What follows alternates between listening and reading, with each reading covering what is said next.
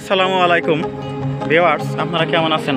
আশা করি ভালো আছেন। আমি এখন বেলথা ব্রিজে, মানিকগঞ্জ শহরের উপকণ্ঠে কালীগঙ্গা নদীর উপর 2016 সনে নির্মিত বেলথা ব্রিজ, বিখ্যাত ব্রিজ, 297 মিটার দীর্ঘ এই ব্রিজের উপর দাঁড়িয়ে আপনাদেরকে কালীগঙ্গা নদীর ভিউ দেখাচ্ছি। ওই যে বন্ধুরা দেখুন, আষাঢ়ের তত্ত্ব দুপুরে কালীগঙ্গাকে কেমন দেখা যায়।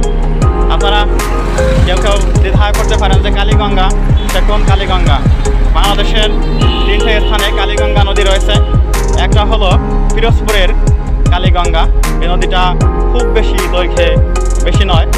এরপরে আছে কুষ্টিয়া ঝিনাইদহের কালীগঙ্গা নদী, ঝিনাইদহ সদর উপজেলার গ্রামের ভিতর গিয়ে শেষ হয়ে গেছে গড়াই নদী থেকে উৎপন্ন হয়ে।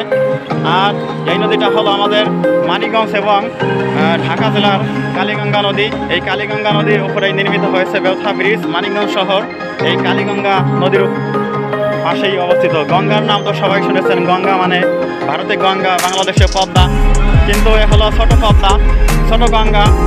এই কালীগঙ্গা এছাড়া আছে নবগঙ্গা নদী। বাংলাদেশে নদী নালার তো শেষ নেই, 4-5 নদী বাংলাদেশে রয়েছে। এই নদীগুলো বাংলাদেশের প্রাণ। আর এই যে কালীগঙ্গা আমি দেখাচ্ছি বন্ধুরা, এই কালীগঙ্গা নদী কিন্তু ঢাকা এবং মানিকগঞ্জ জেলার উপর দিয়ে প্রবাহিত।